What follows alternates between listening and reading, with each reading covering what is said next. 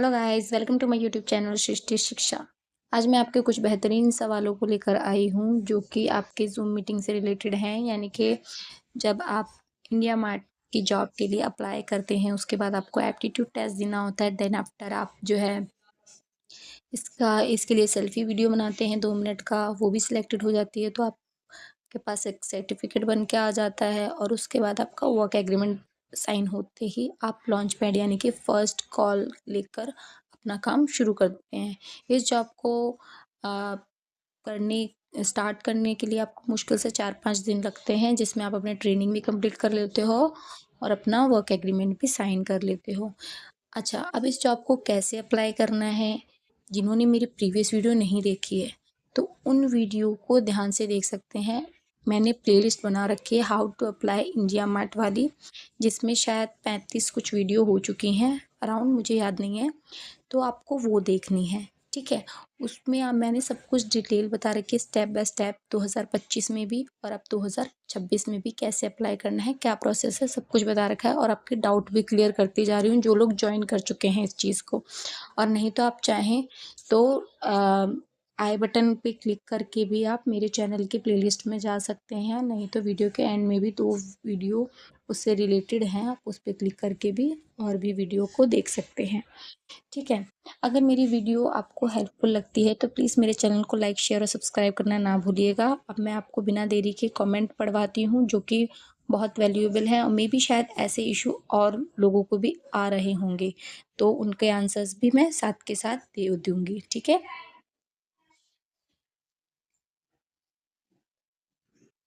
First जो पूछा है इन्होंने मेरा मैम 125 कॉल अटेम्प्ट है। मैं पूरा आपको मैसेज पढ़ के सुनाती हूँ, इन्होंने थोड़ा-सा लंबा लिख रखा है, ये वाला। मैम मेरा 125 कॉल अटेम्प्ट, 66 कॉल टॉक और 44 मिनट टॉक टाइम है। फर्स्ट वीक में मेरा पे आउट ओनली 14 रुपीज़ आया है। नंबर अपडेट नहीं हुआ। नेटवर्क इशू की वजह से मैंने दूसरे नंबर से कॉलिंग की थी। तो ये रीज़न हो सकता है क्या पेमेंट कम आने का? अ, कैसे कॉन्टैक्ट करूँ? तो मैं आपको बता दूँ, आपने जैसे खुद ही बताया कि नंबर मैंने दूसरे नंबर से कॉल किए थे, तो मे बी इसका रीज़न ये हो सकता है क्योंकि आपने एक दूसरे नंबर से काम किया था, तो मे बी शायद आपकी आईडी वगैरह भी सब उसी के थ्रू चेंज हुई हो या टेक्निकल कोई इश्यू भी आया हो। इसके बारे में मैं कन्फर्म नहीं बोल सकती कि यही रीज़न होगा। तो 2 नंबर से काम करने की वजह से भी आपका पे आउट जो है पहले नंबर पे शायद जब तक उस नंबर से काम किया उतना आए और दूसरे नंबर से जब से आपने काम किया उसका अलग से आए। तो 2 पार्ट्स में डिवाइड हो गई हो मे बी आपकी सैलरी। पर अगर फिर भी ये डाउट ही बना रहेगा तो आप इस डाउट में शायद काम करने में फ्रस्ट्रेटेड फ़ील करें। तो इसके लिए मैं आपको बोलूँगी आप संपर्क सेशन जॉइन करें जो 3 से 5 बजे तक होता है वेडनेसडे और फ्राइडे को।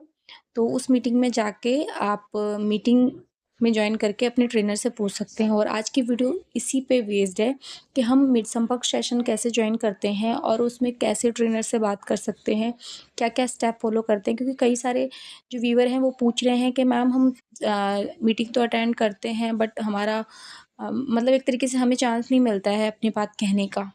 तो उसके लिए मैं आपको बताती हूँ कि फॉर्मली आप कैसे मैडम से बात कर सकते हो। उसके 2 रास्ते होते हैं, ठीक है? पहला तो मैंने आपको हमेशा बताया है टिकट रेज़ का, ठीक है? टिकट रेज़ तो आपको हमेशा ही करना चाहिए जब आपकी प्रॉब्लम मान लो फ्राइडे को मीटिंग है, आपको थर्सडे को ही बहुत फेस करनी पड़ रही है, तब थर्सडे को ही डाल सकते हो। और इवन आप जैसे मीटिंग जॉइन कर रहे हो, ठीक है? मीटिंग जॉइन के वक़्त ही मैडम जो लोग अभी काम कर रहे हैं उनको पता होगा कि वो सबसे पहले टिकट रेज़ का आपको एक ऑप्शन भेजती है कि उसमें फटाफट से अपने सवाल पूछ लो। ठीक है? या आप अटेंडेंस लेती हैं तो अटेंडेंस में भी बोलती है सब फटाफट से अपना नाम और अपनी एम्प्लॉयी आईडी लिख कर भेजो। तो उसमें भी आप अपना नाम और एम्प्लॉयी आईडी लिखने के साथ-साथ अपना क्वेश्चन भी लिख कर उन्हें सेंड कर सकते हो क्योंकि वो वही क्वेश्चन और नाम के साथ रीड करते-करते अगला नाम बोलती चली जाती है। और आप कई लोग जिनको पता नहीं है कि हमें अपना नाम कैसे डालना है और उनकी बारी भी नहीं आती है। तो उसके लिए उन्हें ये चीज़ करनी चाहिए कि वो सबसे पहले जो लिंक मैडम भेज रही हैं उसमें अपना नाम लिखने के साथ-साथ अपना इश्यू लिख के सेंड कर दें, और जैसे ही वन बाय वन मैडम सबसे बात करती रहती हैं, नाम लेकर बोलने का मौका आता है उनका, तो तब उनका भी मौका आएगा, और सबसे बात करने के बाद ही ज़्यादातर मैम जो है मीटिंग ओवर करती है, अदरवाइज़ कोई इमरजेंसी हो तभी वो ओवर करती हैं। तो इसलिए आप घबराएँ नहीं, अब मीटिंग के दौरान अगर आपको मौका नहीं मिल पाया है तो आप टिकट रेज़ करके रखिए, वो बाय मेल आपको ज़रूर रिप्लाई कर देंगी। इसका एक ऑफ़िशियल ईमेल आईडी भी है जिससे आप संपर्क कर सकते हो, वो आपको डेफ़िनिटली ट्रेनिंग कैंप के बाद मिला होगा, आपने शायद ध्यान ना दिया हो। क्योंकि जब भी हम टिकट रेज़ करते हैं तो उसका जो जवाब आता है मेल के थ्रू ही आता है, और उसमें ईमेल आईडी दे रखी होती है इनकी ऑफ़िशियल, उस पर जाके भी आप उनसे क्वेश्चन कर सकते हो, पर उस पे जवाब कम आते हैं, इसलिए सबसे बेस्ट तरीका है टिकट रेज़ करने का। अब आ जाते हैं दोबारा से अपने उसी सवाल पर कि हम ज़ूम मीटिंग जॉइन करते हैं तो उसे कैसे अटेंड करना है, स्टेप बाय स्टेप वही बताना है। अब आपको एक और क्वेरीज़ आई है मेरे पास जो बहुत ही इम्पोर्टेंट है, उसके बारे में बताती हूँ। ये पूछा है रीना राणा जी ने, 2 क्वेश्चन पूछे हैं। सबसे पहले पहला क्वेश्चन इनका पढ़ते हैं, वो ये है, ठीक है? इन्होंने बोला है कोई भी हॉट लीड नहीं मिल रही, ज़्यादातर दूसरे टेली एसोसिएट के नॉट इंटरेस्टेड डिस्प्यूट किए हुए लीड ही मिल रहे हैं, और पहले से नॉट इंटरेस्टेड डिस्प्यूट किए हुए लीड्स फ़ोन आंसर ना करें तो उन्हें नॉट आंसर टू यूज़ किसमें डिस्प्यूट करें। संपर्क में ज़ूम क्लास में फ्राइडे को 3 से 5 बजे के बीच में डाउट क्लियर करने के लिए कोई कई बार ट्राई करने के बाद भी जॉइन नहीं कराया, उसका क्या रीज़न है, प्लीज़ क्लियर करें। तो पहली बात, नॉट इंटरेस्टेड जितने भी आपके पास आ रहे हैं, तो आप दूसरे सेलर की प्रोफ़ाइल पे तब तक नहीं जा सकते जब तक आप कॉल ना करो, तो कॉल तो आपको करना ही पड़ेगा, ठीक है? इवन कई बार तो ऐसा होता है कि सेलर से हमने बात कर ली और कॉल भी डिस्कनेक्ट हो गया, फिर भी हम दूसरे स्टेप पे नहीं जा पाते हैं, उसका भी टेक्निकल इश्यू आता है। तो मैडम हमें हमेशा ये बोलती हैं कि आप ऐसा कर सकते हो कि उस सेलर को दोबारा से कॉल करो, भले ही 1 रिंग बजे तुरंत काट कर रिजेक्ट में डाल के नेक्स्ट पे चले जाओ। ऐसा टेक्निकल इश्यू होता है कई बार, ठीक है? तो मैंने भी किया है ऐसा। मैडम यूँ कहती हैं कि 1 से 2 बार आप एक ही सेम कॉलर को कॉल कर सकते हो एक ही नंबर पे, पर बार-बार नहीं। तो मेबी शायद आपके साथ यही हो रहा होगा। पूछा है कि ज़ूम मीटिंग जॉइन नहीं कर पा रही हूँ, तो ज़ूम मीटिंग ना जॉइन कर पाने के जो है वो 2-3 कारण हो सकते हैं। उनको मैं एक बार आपको जो मैंने सर्च किया उसके थ्रू समझाने की कोशिश करती हूँ। आई होप आपका डाउट भी क्लियर हो जाए। जैसा कि ज़ूम मीटिंग आप जॉइन नहीं कर पा रहे हो, उसके 2-3 रीज़न हो सकते हैं। जैसे कि लिंक सही से ओपन नहीं हो रहा। तो लिंक सही से ओपन नहीं हो रहा है, इसका मतलब ये है आपका नेटवर्क स्टेबल नहीं है या कैश एंड कुकीज़ बीच में आ रहे हैं। ठीक है? सबसे पहले तो जब भी आप मीटिंग जॉइन करें, उसी ईमेल आईडी से जॉइन करें जो आपने ईमेल आईडी एप्लीकेशन फॉर्म भरते वक़्त दिया था और जिससे आपका प्रोफ़ाइल बना हुआ है। उसी ईमेल आईडी से आपका जो है वो मीटिंग जॉइन हो पाएगा। किसी और ईमेल आईडी से करोगे तो वो होगा ही नहीं, चाहे जितनी बार भी आप कोशिश कर लो। एक बार इसको चेक करें। दूसरा अपना इंटरनेट, दूसरा होता है वो अगर इंटरनेट चल रहा है तो उसकी वजह से भी कई बार आप मीटिंग ज्वाइन नहीं कर पाते हो और मीटिंग से बाहर हो जाते हो। ऐप इंस्टॉल नहीं होता है कई बार, तो उसकी वजह से भी आप आउट हो जाते हो। तीसरा है, अगर मीटिंग ज्वाइन हो गई है तो आपको कुछ स्टेप देखने को मिलेंगे, बट सबसे मोस्ट जो होता है मीटिंग ना ज्वाइन करने का रीज़न वो होता है ये कि ट्रेनर ने आपको अलाउ नहीं किया है। मुझे अभी रिसेंटली भी एक जो है व्यूअर का मैसेज आया था, कमेंट आया था कि मैम मेरे आईडी ब्लॉक हो गई और मैं मीटिंग भी ज्वाइन नहीं कर पा रही हूँ। तो सीधा सा रीज़न ये है, जब आपकी आईडी डिलीट हो जाती है तो आप ऑटोमेटिकली उस मीटिंग से बाहर हो जाते हो, और अगर आपकी आईडी डिलीट नहीं हुई और मीटिंग फिर भी ज्वाइन नहीं कर पा रहे हो तो उसका मतलब ये है, या तो आपने गलत ईमेल आईडी से ज्वाइन करने की कोशिश कर रहे हो आप,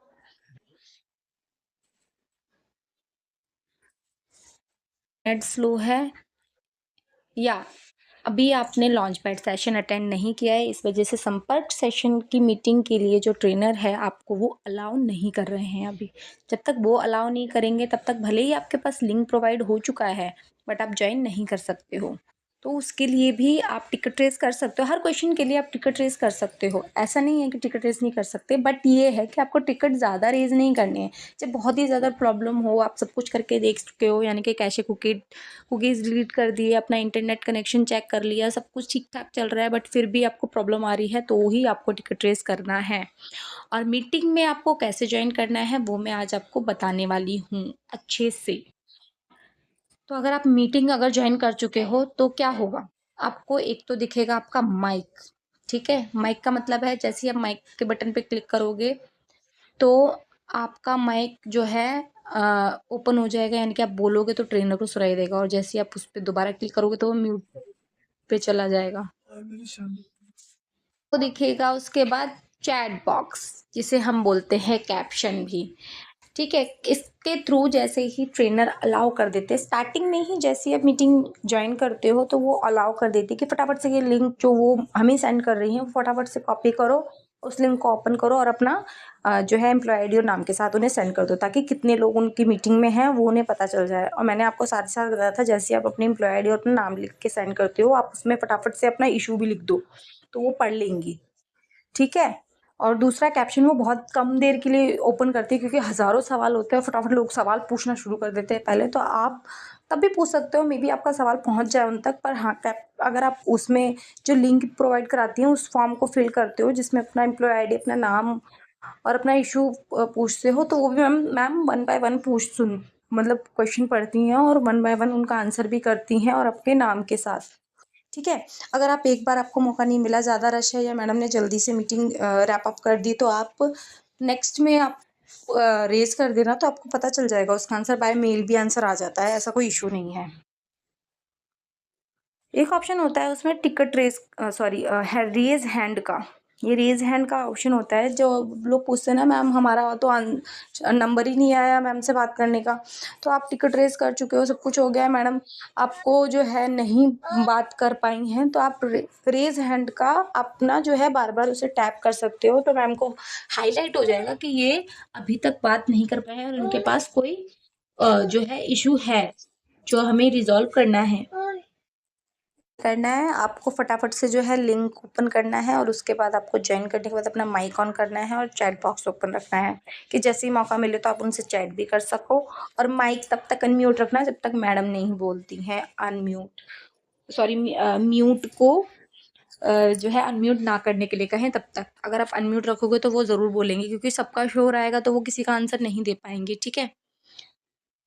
सो आप ये देख लीजिए, देखिए ये इंटरफ़ेस मैंने थोड़ा-सा ओवरऑल आपको समझाने के लिए इमेज क्रिएट करवाई है। इस तरीके की जो है इमेज आपको लैपटॉप की स्क्रीन पर या फ़ोन की स्क्रीन पर दिखेगी जब भी आप मीटिंग जॉइन करोगे। ये हमारे ट्रेनर होते हैं जिनकी फ़ोटो जो है बड़ी बन के आती है, और ये हम पार्टिसिपेट होते हैं जो हमारी तरह कई सारे होते हैं, और जिन्होंने वीडियो अपना अ जो है हाइड कर रखा होता है। ठीक है? और उसके नीचे ही देखो ये माइक का ऑप्शन होता है, जिसे ऑन ऑफ कर सकते हैं। ऑन तभी रखेंगे जब हमें ट्रेनर बोलेंगे हमें। ठीक है? और जो है इसका कैमरा भी ऑन ऑफ कर सकते हैं। ऑन तभी करेंगे जब हम ट्रेनर के साथ अपनी स्क्रीन शेयर करेंगे और उनसे कोई प्रॉब्लम जो है इशू उनके साथ बात करके सॉल्व करने की कोशिश करेंगे। चैट ऑप्शन होता है जब वो ओपन करती हैं और उनमें लिंक पूछती हैं, तब हमें उस लिंक को ओपन करके अपने बात बतानी है, या जो वो कह रही हैं वो आंसर करना है। रेज़ हैंड का होता है जब भी मैडम ये कैप्शन वाले जो ऑप्शन है, कैप्शन वाले ऑप्शन को बंद कर रखा होता है, यानी कि हम उन्हें कुछ भी मैसेज करके सेंड नहीं कर सकते मीटिंग के दौरान, तो हमारा रेज़ हैंड का ऑप्शन हमेशा ही ओपन रहता है। हम इसे टैप करके आप हाइलाइट कर सकते हैं कि हमें बात करनी है। ठीक है? और ये मीटिंग का लिंक होता है। ठीक है? इसको आपको कुछ लेना देना नहीं होता है, ना किसी को भेजना होता है। आपके थ्रू जॉइन भी मुश्किल ही है कोई कर पाएगा जब तक ट्रेनर खुद ना चाहे तो। ठीक है? ये बात हो गई आपके संपर्क सेशन को अटेंड करने की। तो इन्होंने नेक्स्ट पूछा था क्वेश्चन,